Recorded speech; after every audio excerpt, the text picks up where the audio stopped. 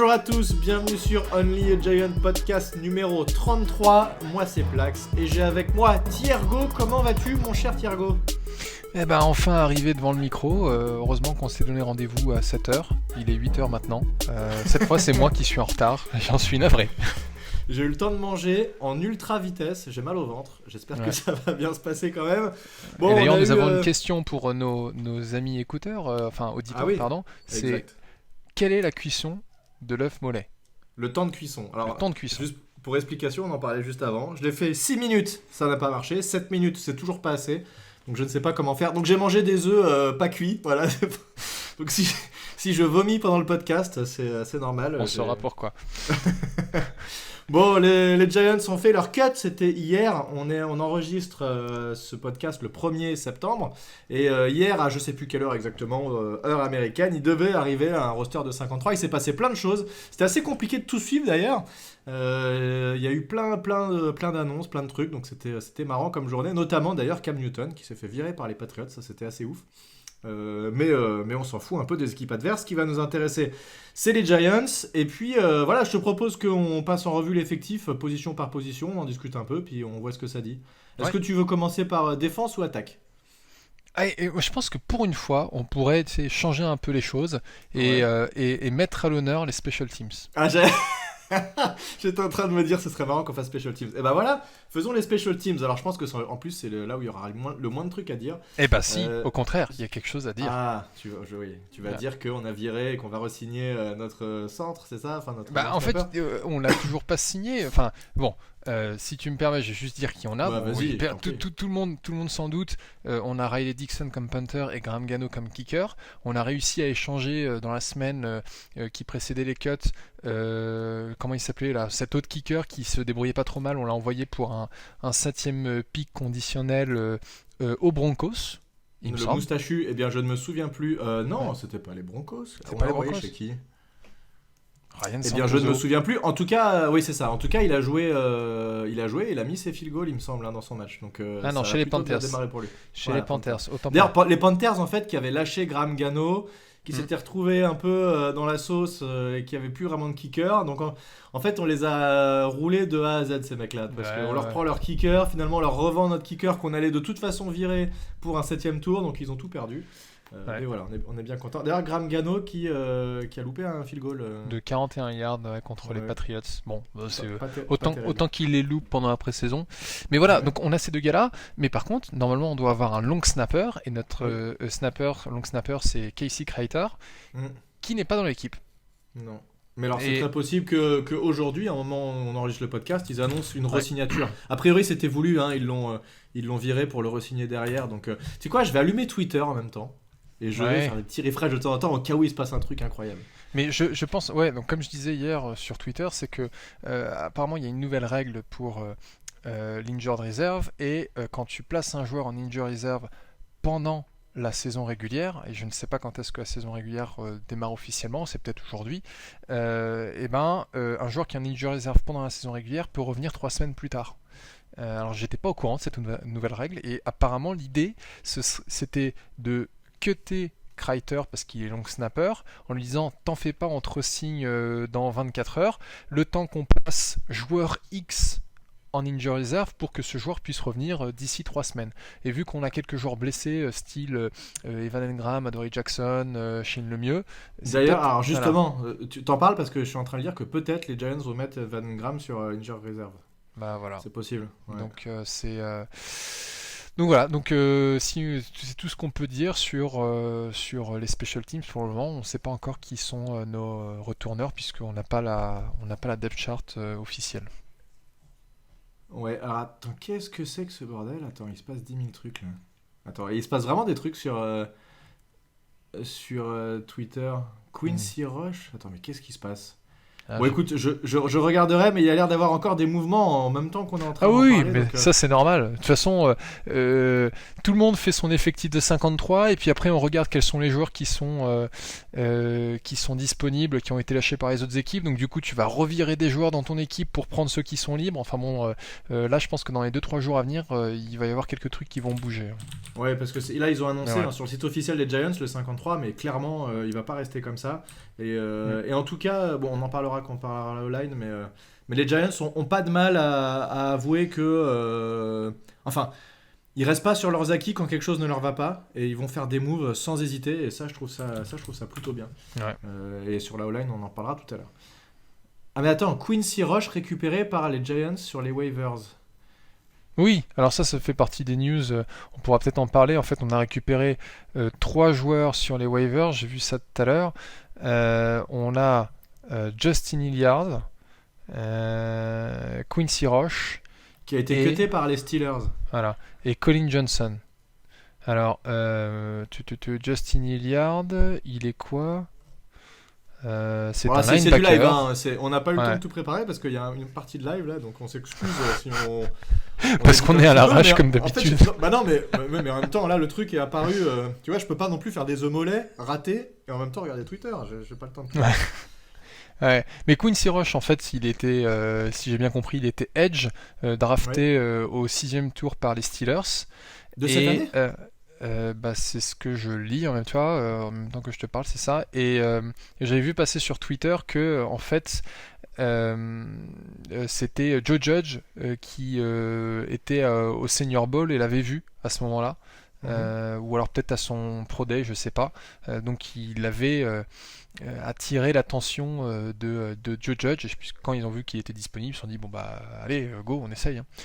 Donc, donc voilà. Et puis après les autres, bah, comme je te disais, Justin Hilliard c'est un linebacker de Ohio State et Colin Johnson c'est un 5e choix, un 5e tour drafté par les Jaguars en 2020 et c'est un grand receveur puisqu'il fait 6'6". Je sais pas combien ce que ça fait en mètres, 6 pieds 6. Ça doit faire beaucoup. Ça doit faire beaucoup, ça fait beaucoup de pieds. Donc, Ça fait beaucoup de pieds. Et du coup, quand tu récupères des mecs des waivers comme ça, est-ce que t'es obligé d'en faire des gars de ton 53 forcément? Bah oui, parce que je pense que en fait, une équipe qui coupe un joueur qui n'est réclamé par personne sur les waivers peut les mettre sur son practice squad. Mais donc logiquement, si tu récupères un gars sur les waivers, c'est forcément pour le mettre sur ton roster parce que du coup, un joueur va plutôt aller dans le practice squad de l'équipe avec qui il a fait son training camp plutôt que d'aller dans le practice squad de quelqu'un d'autre. Non mais là on l'a pas pris du practice squad de quelqu'un, on l'a pris des waivers, donc c'est peut-être un peu différent. Peut-être que t'es pas obligé de le mettre dans ton 53 tout de suite. Je sais pas, ce serait à vérifier, mais moi ça m'étonnerait pas que du coup, vu qu'on ait récupéré ces 3 gars sur les waivers, qu'on ait 3 personnes à dégager dans notre roster. Bon bah écoute, Voilà. continuons sur le roster et puis on va en discuter. En tout cas, les auditeurs seront contents d'apprendre que au fur et à mesure qu'ils écoutent ce podcast, les informations sont déjà périmées. Voilà, on vous dit un truc et 10 minutes après c'est plus bon. Voilà, bon alors, passons sur... Ah bah on va faire dans le sens inverse, on va faire la défense cette fois-ci. Et on va commencer à l'envers, tiens, commençons par les defensive backs, ça te va? Ouais, est-ce qu'on doit dire les noms aussi Les à plus l'envers légers parce au que plus là grand. ça devient un peu compliqué. Alors, bah tiens, je t'en fais un et t'essaies de deviner qui c'est. On a gardé le Hab Mass. Qui c'est le Hab Mass? Sam Bill. C'est ça. Ouais, alors je lis les defensive backs qu'on a. Donc defensive back, ça mélange, parce que là je regarde le roster sur le site des Giants. Ils ont mélangé donc DB qui contient en fait cornerback et safety. Donc ils n'ont pas fait la distinction. C'est les joueurs les plus légers de la défense évidemment. Sam Bill, James Bradbury, Keyon Crossen, Darnay Holmes, Adoree Jackson, Josh Jackson, Julian Love, Xavier McKinney, Jabril Peppers, Logan Ryan et Rodarius Williams. Qu'est-ce que tu as à nous dire sur tous ces joueurs? Eh bien, je dirais que la première surprise pour moi, c'est Sam Bill, parce que j'avais vraiment pas l'impression qu'il avait fait un camp ou même des matchs de pré-saison de fou. Et puis avec ces petits problèmes de justice, peut-être que les Giants se sont dit, bon, on a déjà eu les autres guignols avant, on va peut-être éviter avec celui-là. Bon, il faut croire qu'il a fait quelque chose qui a plu au coaching staff, ou alors Gettleman a envie de faire mentir tout le monde et donc le garde par pur principe. Mais voilà, je m'attendais pas à ce gars-là. Après, Bradbury, Adoree Jackson, Darnay Holmes, Rodarius Williams, c'est pas étonnant. Keon Crossen et Josh Jackson, je les ai pas trop vus, enfin j'ai pas trop fait attention à eux. Non, mais Keon Crossen, on l'avait signé, on l'avait échangé contre un tour de draft. Ouais, 6e ou 7e, je sais pas. et 6ème exactement. Il me semble qu'il vient des Steelers, si je dis pas de Et bêtises. c'est aussi un mec qui fait des special teams, qui joue pas mal en special Ouais, teams. ce qui est très très important pour des gars justement Bien sûr. de fond de roster, s'ils contribuent pas. C'est généralement ce qui fait la différence entre deux joueurs, hein, et on en reparlera tout à l'heure quand on parlera des receveurs. Il y a des joueurs qui se sont fait dégager parce que oui, ils étaient bons à leur poste, mais ils contribuaient pas en special teams et on a besoin d'eux à ce moment-là. Mais ce qu'on peut dire sur les cornerbacks, parce que là, enfin, on parle des DB, mais là je me concentre surtout sur les cornerbacks, c'est qu'il n'y a pas Aaron Robinson qu'on a drafté cette année au 4e tour, si je dis pas de bêtises, 3e ou 4e tour. C'était 3e. Troisième. Parce qu'il est sur la PUP list, Physically Unable to Perform, qui est une sorte de injured reserve pour la pré-saison. Et quand tu n'es pas activé de cette liste, eh ben, tu restes 6 mois sur cette réserve sans pouvoir jouer. Donc on le verra a priori à partir de la semaine 7, sauf s'il est placé sur injured reserve. Ah, c'est la déprime ça, parce que c'était quand même un mec sur lequel on comptait et qui était a priori beaucoup le donné meilleur que Darnay Holmes en slot, alors qu'il peut jouer un peu partout et apparemment il est aussi très physique. Et ouais, malheureusement, il n'a pas pu du tout s'entraîner, donc il va partir de loin aussi. Hein. C'est pas comme si là, si on l'activait, il était dispo tout de suite. Il va falloir qu'il rentre dans le moule et ça va être un petit peu compliqué. Bon, en tout cas, voilà, t'as raison. La seule vraie grosse surprise là-dedans, c'est Sam Beal. Pour moi, notre force cette année, ce sera nos safety. Avec Clairement. Logan Ryan, McKinney et Peppers, Julian Love aussi qui va tourner un peu. Et de toute façon, de ce qui s'est dit et de ce que les insiders ont pu voir pendant les entraînements, il fait énormément tourner sur la défense. Donc voilà, ça va beaucoup bouger. On va essayer de. Ryan et Love, il peut contribuer comme CB de toute manière. Hein, donc ah oui, il peut jouer. Mais même McKinney, parce qu'on a vu McKinney, il a joué surtout sur les 2 derniers matchs de la saison dernière. Un coup, il était dans le slot, un coup, il était à l'extérieur, un coup, il était en safety, un coup, il était à moitié en strong safety, un coup, il était en. Enfin, voilà, donc. Un coup, il faisait le ménage, et puis après le café. Un coup, il faisait le ménage, après, il allait distribuer des bières dans les tribunes. Non, mais c'était un coup des hot dogs. Non, il fait vraiment un peu tout, et les mecs tournent, et en fait, ce qui est bien, c'est que ça déstabilise pas mal un QB de ne pas être capable de vraiment savoir qui va être placé où à la fin du jeu. Donc ça, c'est plutôt bien. Voilà, donc defensive back, pas beaucoup de surprises. Adoree Jackson quand même, qui était un tout petit peu blessé à cheville suite aux entraînements avec les Patriots. Donc on verra ce que ça donne. Mais la question qui se posait, c'est qui sera CB2 si jamais Adoree Jackson est blessé. Et a priori, ce serait plutôt Rodarius Williams, qui s'est bien intégré et qui est, on l'a dit, c'est un rookie mais qui est assez âgé, il a 25 ans. Et en fait, il a pas l'air du tout impressionné par l'équipe 1. Et dans le dernier match de la pré-saison, il a été plutôt très correct. Et il a joué de manière... Enfin, pas forcément moins bien que les CB2 qu'on a pu avoir ces dernières années. Donc voilà, pour un 6e tour, c'est plutôt intéressant. Linebacker. Ouais, linebacker. Tu nous fais la liste si tu l'as sous les yeux. Bien sûr. Alors, bon là, pareil, ils ont mis tout le monde en même temps. Mais non, tiens, je vais essayer de nous faire la distinction entre inside linebacker et puis les edge. Ouais, tu te mets des défis déjà. Ah, je me mets des gros défis. Alors, de toute façon, ça va être simple. Hein. Inside linebacker, il y en a 4. Il y a Blake Martinez, Reggie Ragland, pardon, Carter Coughlin et T. Crowder. Ouais. Donc là, pareil, pas de grosses surprises. On a un Carter Coughlin qui a fait la transition de outside linebacker vers inside et ça a l'air d'avoir bien fonctionné. Je pense qu'on s'attend quand même à ce que ce soit Ragland qui arrive qui a été signé pendant l'intersaison et qui arrive des Lions qui soit aux côtés de Blake Martinez. Et puis T. Crowder, moi j'avais bien aimé ce qu'il nous avait fait la saison dernière, donc ça me semble assez logique qu'il reste là. Mais ça va tourner. Hein. Et déjà l'an dernier ça tournait beaucoup, donc il n'y a pas de raison que ça s'arrête. À mon avis, il va les faire beaucoup bouger en inside linebacker. Ouais. Et donc pour les outside linebacker ou edge, comme on veut les appeler, on a dans le désordre, on a Cam Brown, Lorenzo Carter, Trent Harris, le rookie Aziz Ojulari, le rookie Ellerson Smith et enfin Ocean Zimenez.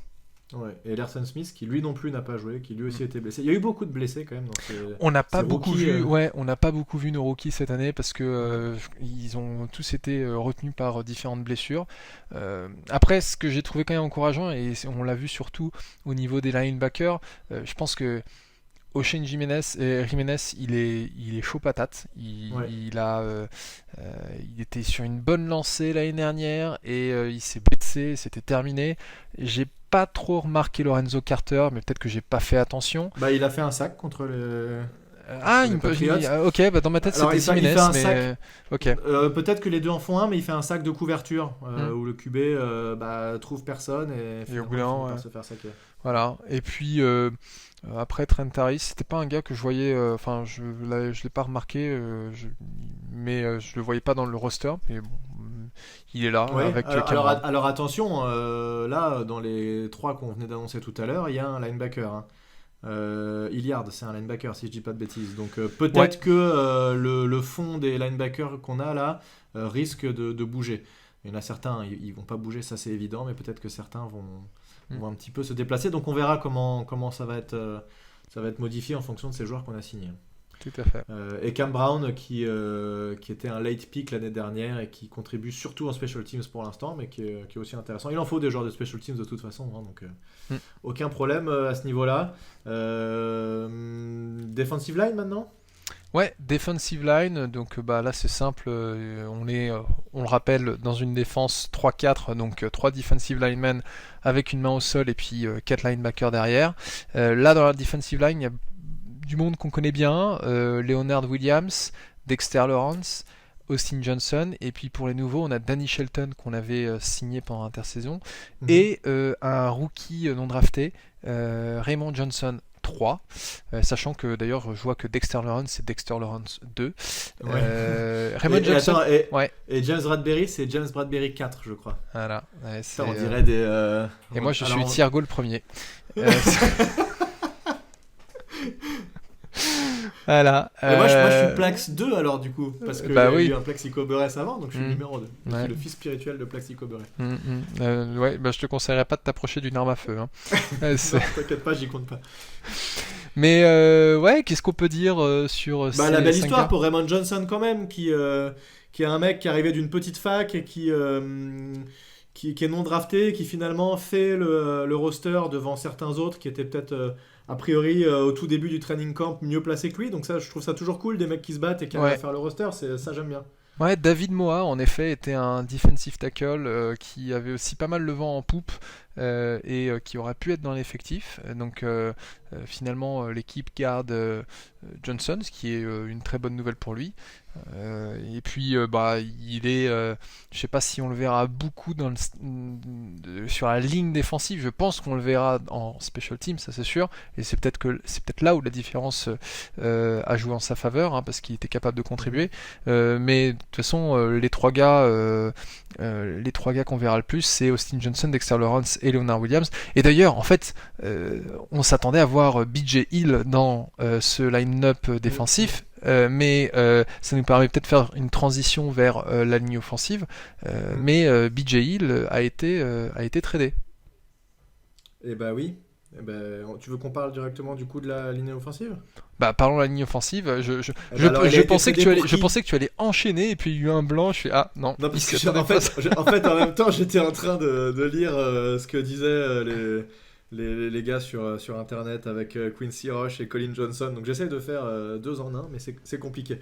Donc oui, il a été tradé et il a été tradé contre, je suis en train de regarder, Billy Price qui vient des Bengals, c'est ça si je dis pas de bêtises? Non, c'est un autre trade, mais tu y es presque. Alors je vais te rattraper. Il a été tradé en fait contre Penn Bredenson. Ah, mais attends, c'est qui a été échangé contre Billy Price? Billy Price, Personne. c'est Billy Price, c'est. C'est personne, c'est juste un tour de draft peut-être. Non, en fait, c'est toi qui as raison. Ha! Alors, qu'est-ce qu'on dit maintenant? Eh ben, on dit désolé. Donc, ouais. Non, mais alors, donc en effet, il a été échangé contre Billy Price, qui vient des Bengals. Voilà, Ouais. et qui est un ancien first round pick qui apparemment était en train de buster assez sévère et qui était pas mal blessé aussi. centre et garde qui va tenter de rebondir chez nous. Alors juste pour parler de l'offensive line de manière générale, en gros ce qui s'est passé, on a gardé nos 5 titulaires pressentis, on a viré tous les remplaçants, mais quand je dis tous les remplaçants, c'est tous les remplaçants sauf Ned Solder. Mais sinon tous les autres, au revoir. Donc on avait essayé de pressentir quel était le moins mauvais des remplaçants machin. Alors là ils n'ont pas fait dans la dentelle, ils ont dit au revoir tout le monde, vous dégagez, et ils les ont remplacés par Billy Price qui est un garde centre, Ben Bredesen qui est plutôt garde, et le troisième remplaçant ce sera Ned Solder qui lui est tackle. Donc on a un seul remplaçant au niveau tackle, c'est Ned Solder. Troisième remplaçant, je te Ou rappelle alors que tu vas dire Matt Peart. Bah ouais, alors là pour le coup, j'invente rien. Matt Peart ces dernières semaines, pas trop le vent en poupe. Hein. C'est plus Solder. Enfin, il y a peut-être encore un peu de doute pour savoir qui sera titulaire. C'est Solder qui a starté contre les Patriots. Ouais, tout à fait. Donc, mais ouais, et c'est ce que je disais ce matin sur Twitter, c'est que moi, quand j'ai vu tous les moves qu'on a fait sur la ligne offensive, j'ai tout de suite repensé à cette conférence de presse juste après la draft 2021 où on posait des questions à Dave Gettleman en disant vous pensez pas que vous avez un peu une faiblesse là dans la ligne offensive, vous avez rien fait, et lui très fier de lui dit ouais, manifestement vous avez moins confiance dans notre ligne offensive que nous. Et là en fait il change complètement en remaniant tout quoi. Alors je mettrais un petit bémol à ce que tu as dit, parce que j'ai vu ton tweet et j'ai voulu répondre, mais j'ai dit on verra en podcast, on en parlera en podcast. À mon avis, quand il disait ça, il parlait surtout des titulaires, qui pour le coup n'ont pas spécialement bougé. Mais comme je disais tout à l'heure, les Giants n'ont pas de souci à avouer qu'ils se sont plantés sur certains joueurs. En fait, c'est pas... Enfin, tu peux pas avoir la science infuse et prévoir tout ce que vont faire les joueurs. Tu les prends, tu les testes, ils font pas l'affaire, tu les vires, t'en prends d'autres. Je préfère clairement ça que les Giants il y a 4-5 ans qui insistaient sur des mecs tout pourris, on avait bien vu qu'ils étaient pas bons. On faisait jamais venir de depth, de profondeur dans les backups de la offensive line, et on était coincé toute une saison avec des mecs tout nazes. Là, je trouve ça bien, ils essayent, ils tentent, le mec marche pas, ok, on dégage, on en prend un autre. Enfin, je préfère clairement cet état d'esprit, quitte à dire on s'est trompé, il y a que les cons qui changent pas d'avis. Hein. Donc voilà, moi je préfère largement cet état d'esprit. Non, tout à fait, mais c'est ce que d'ailleurs je remarquais aussi ce matin, c'est qu'au moins il s'est pas entêté dans sa position d'intersaison. Après, quand on regarde quand même la performance globale de notre ligne offensive pendant la pré-saison, c'est pas rassurant, hein. Je dirais qu'à la limite, t'as Shane Lemieux qui est blessé, Nick Gates ça va, Andrew Thomas ça a l'air d'aller. Non, Andrew Thomas dernier match pas bien du tout. Hein. Oui, c'est vrai que le dernier match c'était pas. Le dernier match il a vraiment été horrible. En fait là les deux joueurs qui pour l'instant ont été vraiment très stables sur tous ces matchs de pré-saison, c'est Nick Gates et c'est Will Hernandez. Will Hernandez, il a des super notes PFF. Alors tu vois, pour une fois, ça m'intéresse de dire qu'il a des bonnes notes PFF. Ouais. Et Shane Lemieux qui est un peu blessé. D'ailleurs, Ben Bredesen qui pourrait peut-être starter directement week 1. Puisque si jamais Shane Lemieux est un peu trop blessé et qu'on doit le laisser un peu au repos, c'est possible qu'il starte. C'est ce que j'avais demandé justement. C'est est-ce que tu penses que entre Bredesen, on va y arriver, et Price, on a des gars qui sont capables d'être titulaires? Non, je pense plus de ce que j'ai lu, hein, parce que évidemment je les connais pas, j'ai pas été analysé, je connais pas tous les O-line de NFL. Il a l'air d'être quand même plus solide que Price. C'est un mec qui a été drafté, je crois, en 4e ou 5e tour, et qui quand il a joué a été très bon, avec des super notes très solides. Donc encore une fois, les notes PFF, bon, on va pas se fier exactement à ça, mais ça donne quand même un ordre d'idée de la qualité des gars. Et il a été plutôt solide et constant à la fois à la passe et à la fois à la course. Donc j'aurais assez confiance en tout cas en ce gars-là, et c'est assez intéressant comme recrue. Par rapport à d'autres joueurs où on n'était pas forcément très satisfait et qui sont d'ailleurs tous fait virer. Donc voilà, ce serait possible en tout cas que lui starte semaine 1. Après, pour Price... ça a l'air un peu moins constant et je le vois plus comme un pari et comme un remplaçant correct. Voilà.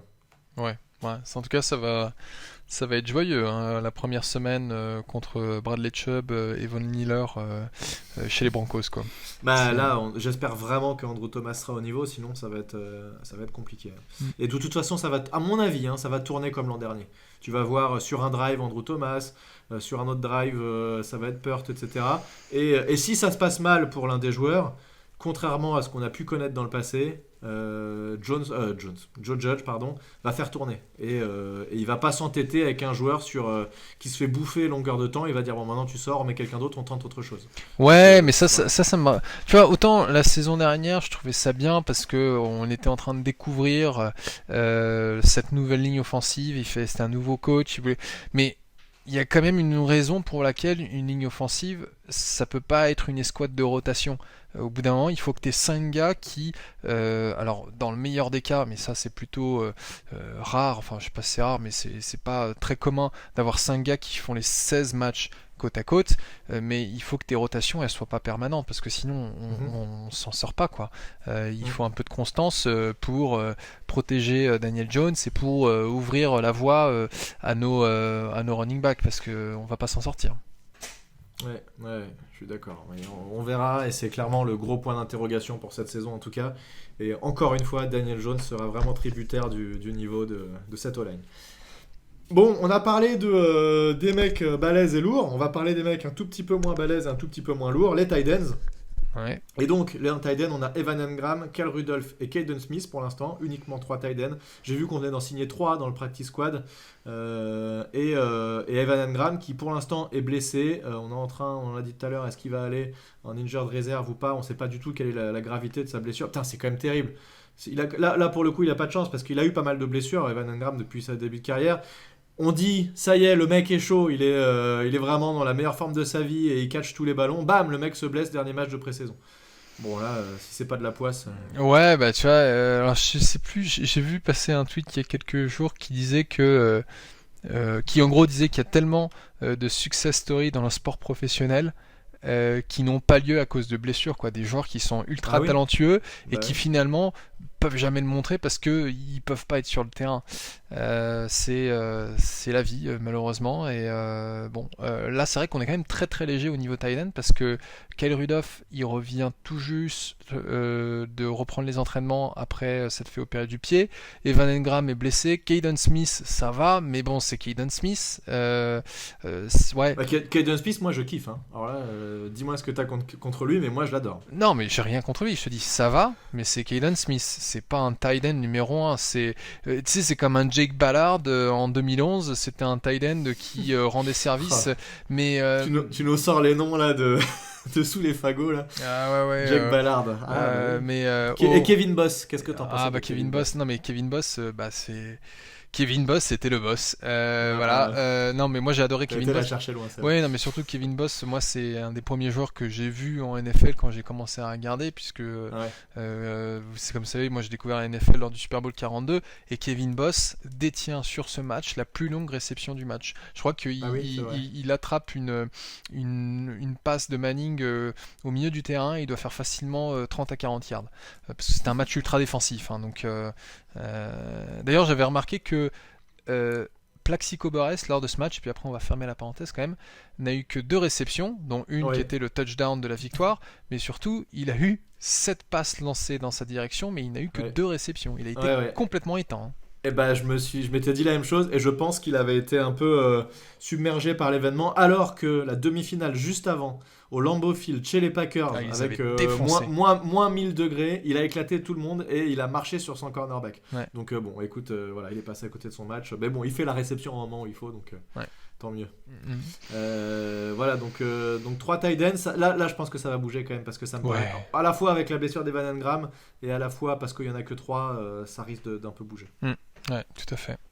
Voilà, pas grand chose d'autre à dire là-dessus. Kyle Rudolph, quand même, c'est cool qu'il soit en train de revenir parce qu'on va compter sur lui. Moi, Kyle Rudolph et Caden Smith, j'aime bien parce que c'est des vrais physiques de tight end par rapport à un Van Engram qui est plus un gros receveur, ouais, tout à fait. Gros receveur, voilà, c'est ça exactement. Et eux peuvent bloquer contrairement à Engram. Est-ce qu'on passe au wide receiver? Allez, faisons wide receiver. On finira par running back et quarterback. Alors, wide receiver, je viens de lire, mon cher Thiergo. Et là, tu vas aimer, puisque c'est ton joueur favori, David Sills, qui a été signé dans le practice squad.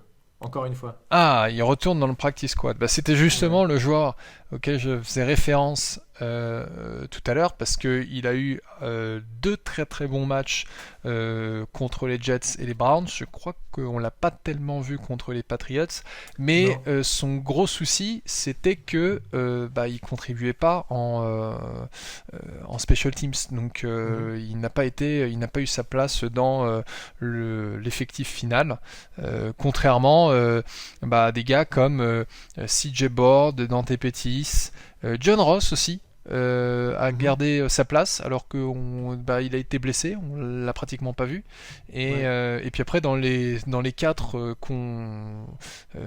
pour lesquels il n'y avait pas de doute, c'est Kenny Golladay, Sting Shepard, Darius Slayton et Kadarius Toney Mm. qui ne s'est pas beaucoup entraîné non plus. Ouais, alors attention, hein, on vient de prendre des waivers de Colin Johnson, qui risque du coup Mm. de prendre la place de quelqu'un là-dedans. Si je devais miser sur quelqu'un, peut-être John Ross pour le coup.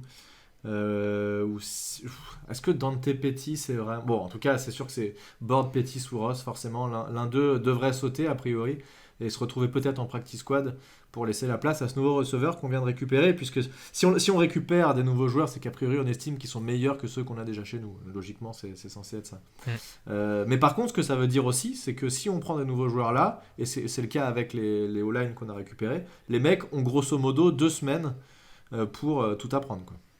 Ouais, Donc bon, faut se c'est chaud. dépêcher. Mm. Ouais, Ouais. c'est très chaud.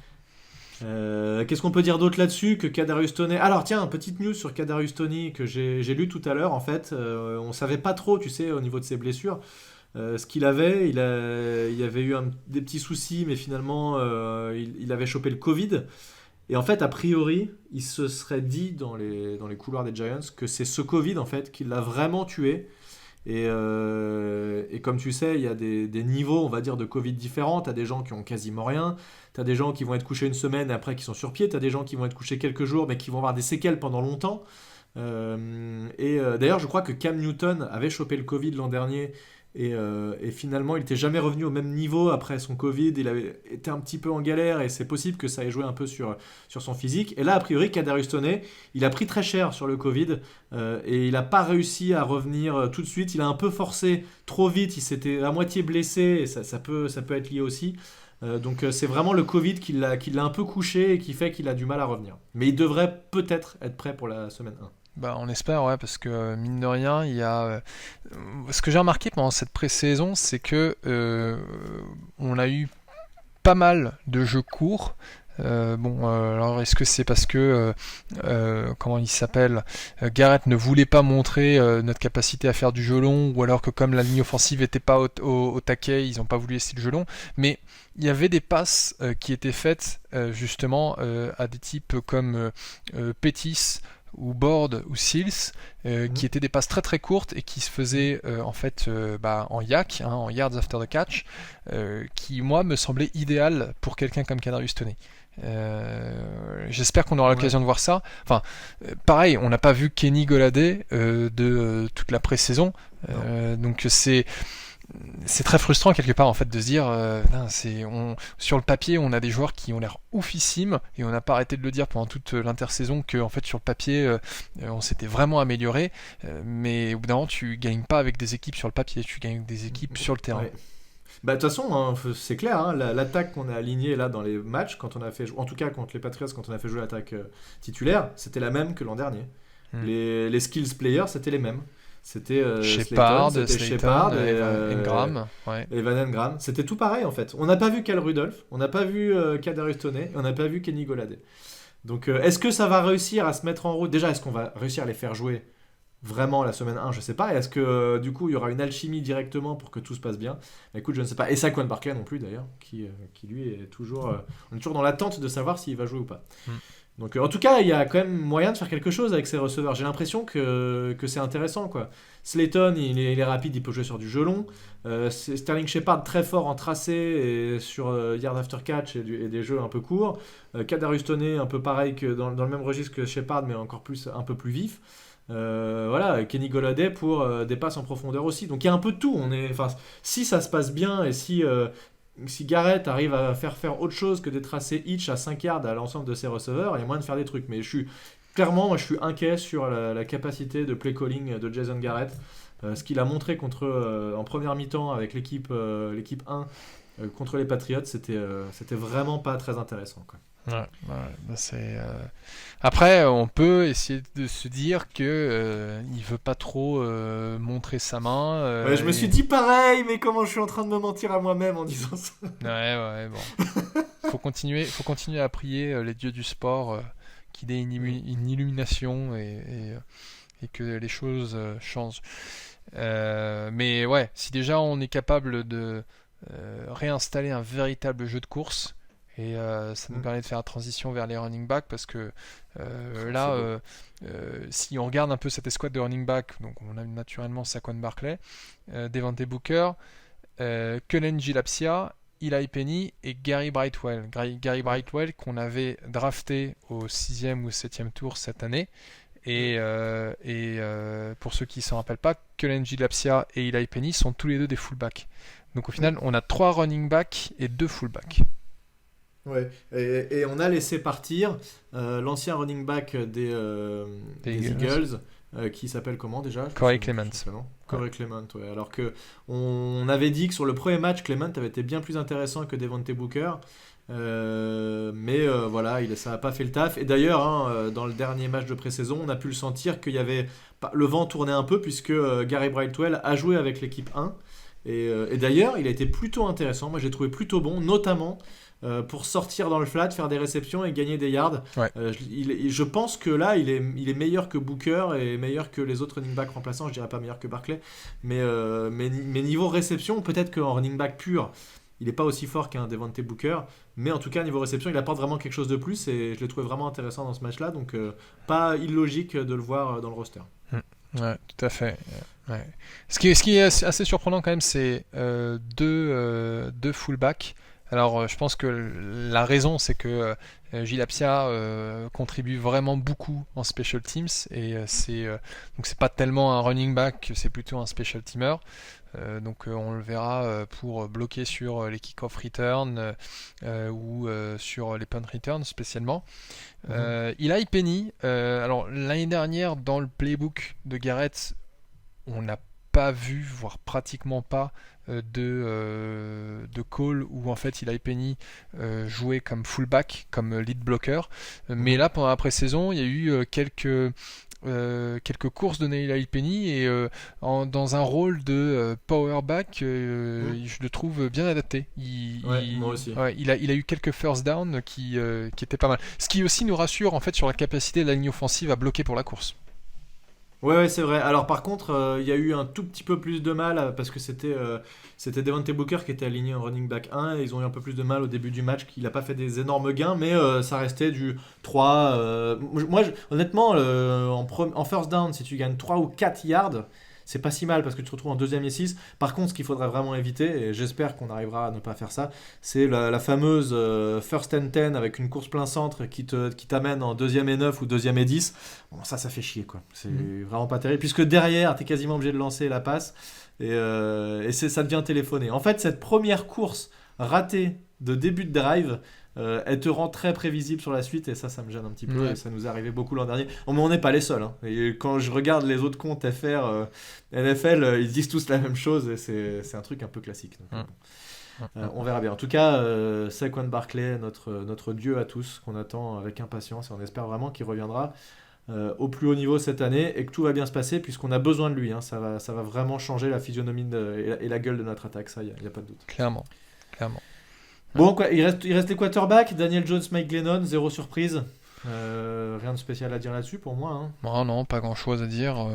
On a quand même gardé Brian Lewerke pour le practice squad, parce que si je me rappelle bien, il avait été signé dernière minute avant le match de pré-saison contre les Browns, et il s'était plutôt bien débrouillé. Donc ça nous fait 3 gars pour l'entraînement. Maintenant, Mike Glennon, j'espère qu'on le verra le moins possible sur le terrain, quoi. Ça fait bizarre en fait maintenant de s'inquiéter de savoir qui est le QB2, parce qu'avant on avait Eli Manning, on se disait, de toute façon on s'en fout de savoir qui est le QB2, il jouera jamais. Tandis que là on sait qu'il jouera à un moment ou à un autre. Non, c'est super important d'avoir un QB2 correct. Et Mike Glennon est quand même, je pense que sur les deux derniers premiers matchs, il a vraiment du mal, on l'avait dit au dernier podcast. Mais sur les matchs 2 et 3, il a été correct, hein. Il met 2 TD, 0 interception. Bon, c'était contre l'équipe 2 ou 3 des Patriots, mais bon, il a fait le taf. Donc, c'est pas celui qui m'inquiète le plus. Et je pense qu'on a quand même, on s'est amélioré niveau QB2, hein, par rapport à l'an dernier où lancer une passe c'était compliqué. Là, Mike Glennon, c'était carrément pas unidirectionnel, mais comment on dit quand tu joues que de la course parce que tu peux pas lancer trop de passes, unidimensionnel. Oui. Je sais pas si on peut dire ça Si, comme si, ça. ouais. Mais quand on bat les Seahawks chez eux, ça relève un peu du miracle quand même, avec une super course en deuxième mi-temps qui nous amène quasiment au TD. Mais à la passe, ça n'a pas été. Colt McCoy, c'était quand même pas l'assurance tout risque. Donc je préfère Mike Glennon à ce niveau-là quand même. Ouais. Ouais, bon, on verra Écoute, bien. on verra. Bon, voilà, donc en tout cas, on a un bon petit effectif de 53 joueurs et pratiquement 2 semaines, alors plus que 10 jours maintenant avant le premier match de pré-saison. Vivement. De pré-saison, de saison régulière, De excuse-moi. saison, ouais. Du coup, c'est dans 10 jours que je casse ma télé. Ouais, Normalement. bah écoute, moi je regarderai pas en direct ce match puisque je serai encore en vacances. Donc, Bah moi, je le regarderai en direct. Il y aura un live tweet, évidemment, pour ce premier match de la saison. Je sens, gros comme une maison, que je vais m'énerver, que ça va mal se passer, qu'on va se prendre 18 sacs. Je sais pas. En fait, c'est tellement compliqué depuis tellement longtemps dans cette équipe que j'ai du mal à voir les choses sereinement avant d'entamer les matchs. Mais j'y crois toujours, hein, tu vois. Mais quand je m'essaye de me projeter, je vois pas le truc où on gagne 35-10. Enfin, tu vois, ce genre de truc, ça fait longtemps que c'est pas arrivé. Et j'aimerais, hein, mais... bah, faut que ça nous arrive 2 ou 3 fois pour qu'on se dise ouais c'est bon en fait on est capable de le faire et c'est pas juste une exception quoi. Mais non. Après tout ce qu'on a dit sur les précédents podcasts, comme quoi on a quand même un coaching staff qui nous emmène dans la bonne direction. On a un effectif qui sur le papier en tout cas s'améliore, et puis on a vu des joueurs qui sur le papier amélioraient l'effectif et qui l'ont prouvé sur le terrain. Je pense notamment à des James Bradbury, à des Blake Martinez et des Leonard Williams. T'as remarqué, t'as cité que de la défense. J'ai cité que de la défense, mais on a eu non mais on a eu une intersaison où on s'est aussi surtout concentré sur l'attaque. Donc j'espère que maintenant ça va être au tour de Kenny Golladay, au retour aussi de Saquon Barkley, et aussi à la ligne offensive de tenir tout ça pour que ça déroule un peu, parce que c'est vrai que ça devient lourd d'avoir le compteur offensif qui se limite à peine à 20 points. Ouais, ça franchement, c'est le truc qui m'énerve le plus. Je suis complètement d'accord avec toi. Chaque fois que j'y pense et que je pense à Garrett et à cette attaque et à ces tracés de 5 yards, ça m'énerve de me dire qu'on n'arrive pas à faire des matchs où, alors que tu as des équipes qui mettent 30-40 points à chaque match, putain, et nous on galère à arriver à 20, quoi. C'est quand même un peu déprimant ce truc-là. Ouais. Tu vois, je préférerais. Enfin, non, parce que ça veut dire que la défense c'est complètement foiré, mais oui, je préférais quand même un match où on perd 33-31 ou un truc comme ça, mais où il y a eu du jeu, plutôt qu'un match tout fermé, où on arrive à rien faire en attaque et on marque 15 points. Enfin, ça commence à me saouler vraiment. Normalement, hein, le front office a fait ce qu'il fallait pour faire venir des joueurs pour qu'on marque des points. Donc maintenant, je pense que vraiment la balle est dans les mains de Garrett, et c'est à lui de faire en sorte que cette attaque tombe. Si je dis pas de bêtises, une de nos grosses faiblesses l'année dernière, c'était l'attaque de red zone. C'est-à-dire qu'on avançait, Oui. on arrivait dans les 20 yards, et là, on n'était plus capable de faire quoi que ce soit. C'est vrai. Si tu regardes les armes qu'on a aujourd'hui, entre un Saquon Barkley qui peut aller à la course, donc là, on parle vraiment du scénario où tout va bien et il n'y a pas de blessure, etc. Mais Ouais. un Saquon Barkley à la course, un Kenny Golladay qui va aller te faire le fond de l'end zone, un un Kadarius Toney qui lui te fait les petits tracés courts, et puis un Evan Engram amélioré ou un Kyle Rudolph qui va te faire le centre. Avec tout ça, tu es censé pouvoir faire quelque chose, hein. Non, ça va vraiment être... Si seulement tu fais pas des tracés de 5 yards à tout le monde, il y a moyen de faire quelque chose. Non, mais voilà, mais donc du coup, en fait, on a souvent dit pendant l'intersaison que c'était une saison décisive pour Daniel Jones. C'est aussi une saison décisive pour Garrett. Tout ce que j'espère, c'est que si cette saison se passe mal, c'est que on fasse pas un reset total et qu'on lâche Judge, Non. parce que c'est C'est pas Judge le problème. C'est Non, je suis d'accord. Je pense, très honnêtement, je pense pas de tout ce qui se dit en interne chez les Giants, a priori, des insiders et tout ça. Tout le monde a confiance en Joe Judge, et si ça se passe mal, par contre, si l'attaque continue à avoir des problèmes comme ça, je compte sur Joe Judge pour faire comme il a fait l'année dernière avec son coach d'offensive line, à un moment de dire là ça va plus. Les jeux que t'appelles, c'est de la merde. Il faut laisser un peu s'exprimer Daniel Jones. Et Daniel Jones a jamais été aussi bon que quand on l'a laissé lancer des passes longues. Donc pourquoi est-ce qu'on fait que ces passes de 5-10 yards grand max ? Je crois que la moyenne de distance des passes lancées dans le dernier match qu'il fait, c'est 4,6 yards ou 5 yards. Donc c'est voilà. En fait, nos drives, ils avancent, on va dire, allez, mais tout petit par tout petit, et tout il le temps. se conclut pas, ouais. Et en plus, il se conclut pas. Et parfois, il te faut un big play. Il faut des big plays pour avancer. Et voilà, donc bon, j'espère que c'est... D'ailleurs, le seul TD qui marque, c'est sur un tracé de 20-25 yards de Caden Smith dans la end zone. Donc voilà, sur les passes longues, il est plutôt bon. Il nous a quand même fait une méchante erreur contre les Patriots, cette interception sur à 1 yard de l'end zone, où il y a clairement une mauvaise communication entre Engram et lui. Il lance la balle largement derrière Engram. Alors, on va savoir lequel des deux s'est planté. Mais en fait, dans le même match, tu as eu les deux côtés de Daniel Jones. Tu as eu le mauvais Daniel Jones et tu as eu le bon Daniel Jones. Parce que ça... Le dark Daniel Jones. Voilà. Mais ça passe pour Caden Smith, elle est parfaite. Et c'est ce qui nous fait penser que c'est vraiment un quarterback qui a encore du potentiel. Ouais. Ouais, on verra cette saison qui s'annonce décisive, et les premières réponses dans 10 jours. Voilà. Merci Thiago pour ce podcast. J'espère que au moment où on va sortir demain, le podcast, tout ce qu'on a dit ne sera pas à remettre en cause, puisqu'on aura changé la moitié de l'effectif. Et qu'il n'y aura pas trop eu de mouvement, mais bon, globalement ça devrait quand même pas trop bouger. Il y aura quelques moves, c'est sûr, mais je pense que le corps des joueurs est là, donc pas vraiment de surprise là-dessus. Voilà. On s'arrête là ? Et on s'arrête là. Merci à toi d'avoir organisé cet enregistrement, et puis je vous dis au prochain épisode. Rendez-vous au prochain épisode. Voilà, à plus tout le monde, ciao. Salut.